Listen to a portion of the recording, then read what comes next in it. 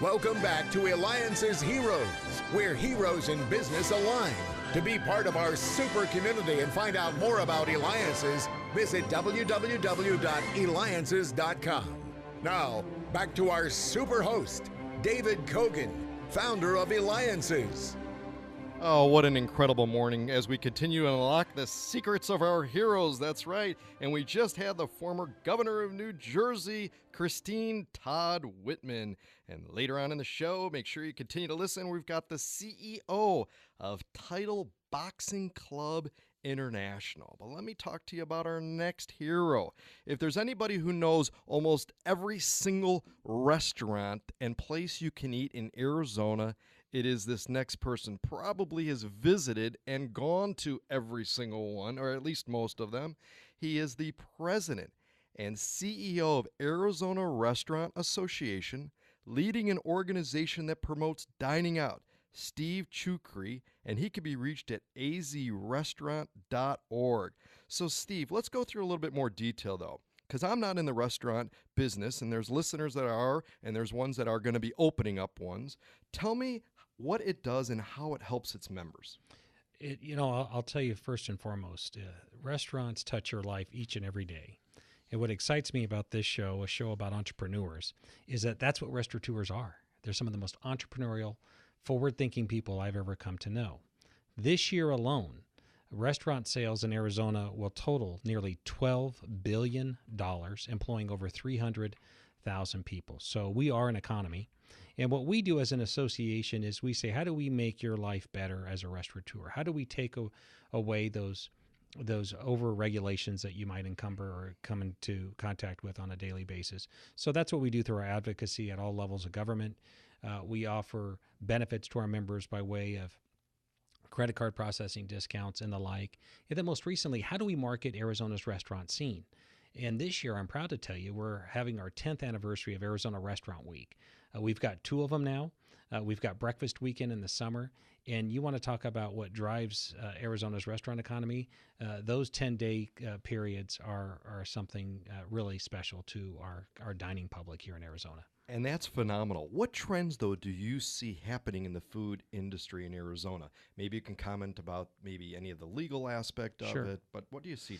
I see some trends that in some ways are unfortunate. I will tell you that, as you know, Prop 206 passed, which was an increase in the minimum wage, passed, not by the business community per se, but others who want to see wages go up. Look, I'm a free enterprise guy. You mentioned I'm a supervisor. I'm a Republican. Many restaurateurs are free enterprise-minded people. And what happens is, restaurants close. Unfortunately, some will. But what you will see is a resourcefulness, and a resourcefulness that will come about with, unfortunately, eliminating jobs and turning to technology. I can show you hamburgers made by robots. I can show you how kiosks are going to become the center plate of quick service restaurants, fast casual restaurants, and you'll start to see them in casual dining segments. So technology, to answer your question, is going to be the game changer for the restaurant industry. And again, we have Steve, the president of the Arizona Restaurant Association. We're getting a lot of texts here right now, too. Our listeners want to know, so try to keep these answers short, but they're coming up left and right. Favorite food? Favorite food? I joke that growing up here, we had 2 kinds of foods, Mexican food and then a different kind of Mexican food. Today, the culinary diversity is incredible, but Mexican food's my favorite. Place that you eat at most often? Hillstone. Does your wife cook? No, that's why I'm in the restaurant business. Last meal you cooked? Toast with eggs. And most unique place you ever ate at? Burned Steakhouse in Florida. Now, you're also the Maricopa County Supervisor for District 2, working with county colleagues to eliminate excess regulations and really, I believe, to create an environment that invites innovations, sustains entrepreneur growth, like you mentioned. What do you see, though, as the most, elaborate a little bit more about the innovation that you see coming down recently. You talked a little bit about the way in which we're going to be ordering food, a little bit about robots. When do you see that actually being implemented? It's being implemented now. You see that at Panera Bread. McDonald's is going to start to roll it out. You will start to see kiosks in more and more restaurants when you come in. than you ever have before. And there's nothing necessarily bad about it. I think what we want is convenience. And what fascinates me is just a few years ago, you saw this intersection of grocery store sales and restaurant sales. And it's the first time restaurant sales outperformed grocery store sales nationally. Think about that on a socioeconomic level. That means blue-collar workers. That means every segment. So we are a society of convenience, but we also are a society of we demand good food. And that's what Arizona is really working toward. You're listening to Eliances Heroes with me, David Cogan. Be a hero. Be part of the entrepreneur community where entrepreneurs align, where you may also have the opportunity to meet Steve, possibly in person, at one of our weekly roundtables. You may have a chance to be on the radio. Go to Eliances.com. That's Eliances.com. And we're talking with Steve Chucri, president of the Arizona Restaurant Association, Maricopa County Supervisor. He can be reached at azrestaurant.org. Now, Steve, you can have and you continue to have a successful career and really making a difference in our community. But tell me about your grandfather. You know, my grandfather, Tony Corey, holds a special place in my heart. My father was also an immigrant from Lebanon, but became brain damaged when I was a young boy. And so my grandfather really took on a special meaning for me as a young boy. And he couldn't read or write to the day he died. But he had a friend, and he sold dry goods door to door. And on his journey, one of his friends said, "Hey, Tony, can you find a car for me? You're out there. My budget's $50. And he said, "Sure."